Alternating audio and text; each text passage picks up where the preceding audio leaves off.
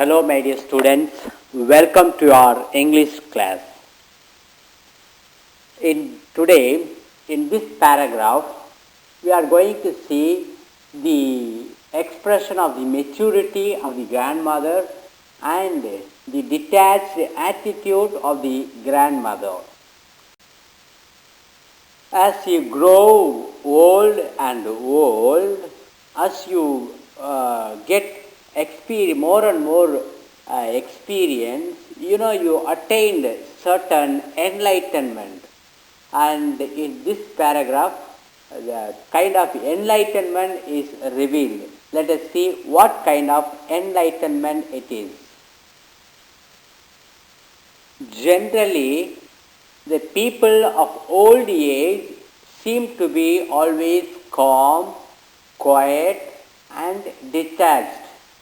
Many of us think that they are ignorant. They are not ignorant, my dear students. It is because of their experience, because of their maturity, they become calm, they become relaxed, they become detached. The old people are matured because they have accepted their situation, they have accepted their circumstances. That is one of the major reasons why people of old age are very calm, even if they are in lonely, or if they are alone, they are quite happy. Let us read the passage to find out how grandmother was matured enough to react to the situations. Shall we start? Good. When I decided to go abroad for further studies, I was sure my grandmother would be upset. I would be away for 5 years, and at her age, one could never tell. But my grandmother could.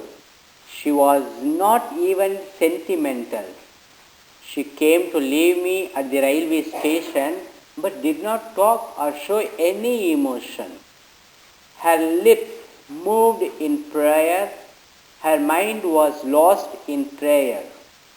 Her fingers were busy telling the beads of her rosary. Silently, she kissed my forehead, and when I left, I cherished the moist imprint as perhaps the last sign of physical contact between us. You see, my dear students, at every age, our desire and our interest, our happiness changes from age to age. For example, when we were children, our desire were only to get some toys and playing with toys and playing with our own peer group. And at one point of time, we are interested in getting jobs or getting settled in life. And at the old age, people of old age, they love to be alone. They love loneliness, and they love to be in prayer. They love to communicate with the Creator. So, at every age, our interest and desire differ. All right. Another thing through this paragraph, what we can learn is, remember, I am not what you think, and you are not what I think. Here, the grandmother was not in the thought pattern of the grandchild. Alright, the grandmother was not in the thought pattern of the grandchild. She thinks always different. Alright, unlike the grandchild. In this paragraph, you don't have many new vocabulary. Most of the vocabulary are very familiar to you. Still, some of the words like rosary. Rosary is a joined beads by which you pray. Cherished meaning enjoyed. moist, it is moderately wet, imprint, impressed. All right, good. See, my dear students, in the last paragraph, the author had thought that the grandmother would not be anymore. He thought that she would die, but it never happened. Okay, let us see what happens in this paragraph.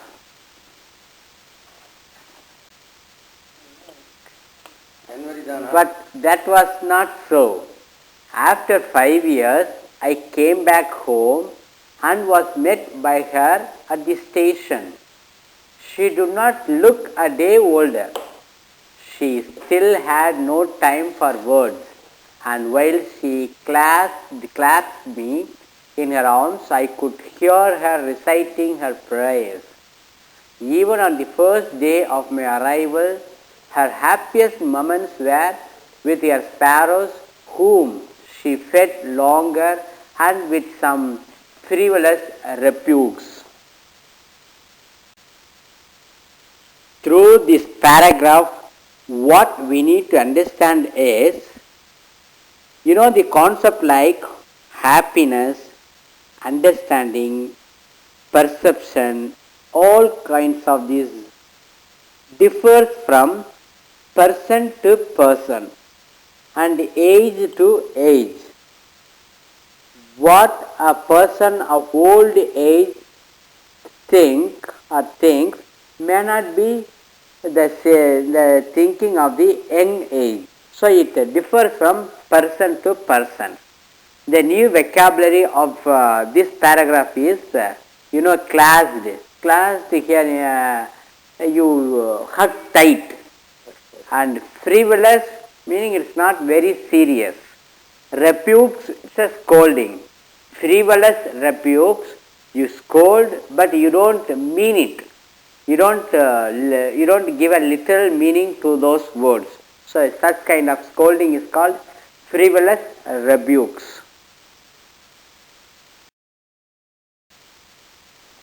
Dear students, we have come to almost the climax of the story.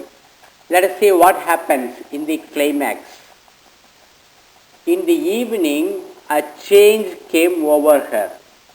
She did not pray. She collected the women of the neighborhood, got an old drum and started to sing. For several hours, she thumped the sagging skins of the dilapidated drum and sang of the homecoming of warriors. We had to persuade her to stop to avoid overstaining. That was the first time since I had known her that she did not pray. Students, in this paragraph, a kind of strange behavior of the grandmother is expressed. Before an important incident, generally I myself have experienced that there is a strange behavior. Before meeting with the accident or even before dying, I have heard a lot of people having a strange, a kind of peculiar experience before something important to happen. Alright, in the same way here, the grandmother made a strange behavior. It was very peculiar to the child, and to the extent that they persuaded her to stop, to avoid overstraining. Alright, good. And she also stopped praying, which is very strange. The new vocabulary in this paragraph is thumped. Thumped meaning here beating the sagging skin. What is sagging skin? The loose skin of the dilapidated drum. Dilapidated is a very old, decayed drum and sang of the homecoming warrior. We had to persuade meaning force her. The people of the family persuaded her to overstaining. All right, persuaded meaning chaos, force, thumped meaning beat, sagging skin, loose skin, dilapidated, so old, decayed drum. All right, good.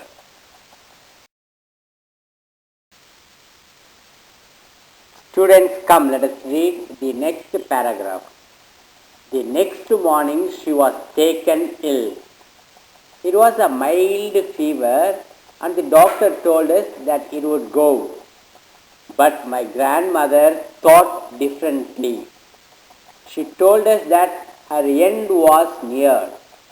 She said that since only a few hours before the close of the last chapter of her life she had omitted to pray, she was not going to waste any more time talking to us. Dear students, there is always a close connection between wisdom and old. I repeat, there is always a close connection between wisdom and old people. Here it is shown how it is so. Though the doctor said that it was just a mild fever and it would go, the grandmother, who had enough wisdom, thought differently. She had come to know that something strange is going to happen. The grandmother was talking to the family members as if the information about her death had already been given to her. In this paragraph, the announcement of her death comes from her own mouth, saying, since only a few hours before the close of the last chapter of her life. So, she already had decided, she had already seen the end of her life. At this situation, let us see what happens next in the next paragraph. We protested, but she ignored our protests. She lay peacefully in bed, praying and telling her beads. Even before we could suspect, her lips stopped moving and the rosary fell from her lifeless fingers. A peaceful pallor spread on her face, and we knew that she was dead. My dear students, the death of the grandmother is explained in this paragraph. The word you may not be familiar is pallor.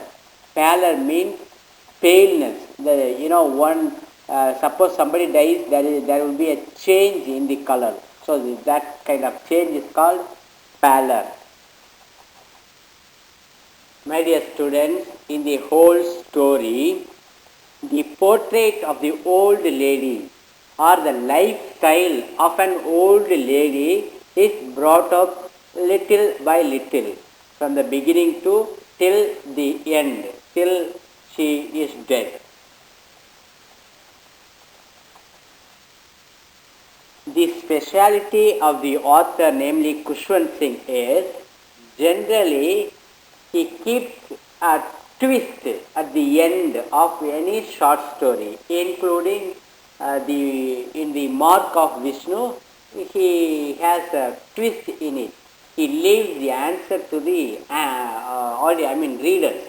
All right, let us see what kind of twist in this short story the author has kept. We lifted her off the bed and, as is customary, laid her on the ground and covered her with a red shroud. After a few hours of mourning, we left her alone to make arrangements for her funeral. In the evening, we went to her room with a crude stretcher to take her to be cremated. The sun was setting and had lit her room and veranda with a blaze of golden light. We stopped halfway in the courtyard. All over the veranda and in her room, right up to where she lay dead and stiff, wrapped in the red shroud, thousands of sparrows sat scattered on the floor. There was no chirping. We felt sorry for the birds, and my mother fetched some bread for them. She broke it into little crumbs the way my grandmother used to and threw it to them. The sparrows took no notice of the bread. When we carried my grandmother's corpse off, they flew away quietly. Next morning, the sweeper swept the breadcrumbs into the dustbin. Did you understand the twist in the story, my dear students?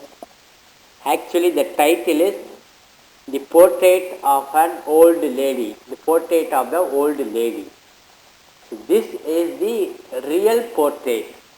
What is the real portrait? She is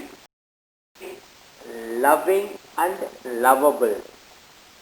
What we need to understand, my dear student, is old people are always loving and caring. The story does not describe merely how and whatever the old lady did or did not or accept or did not accept. But what here is the most important is how she was always loving and caring without failing her responsibility. Good.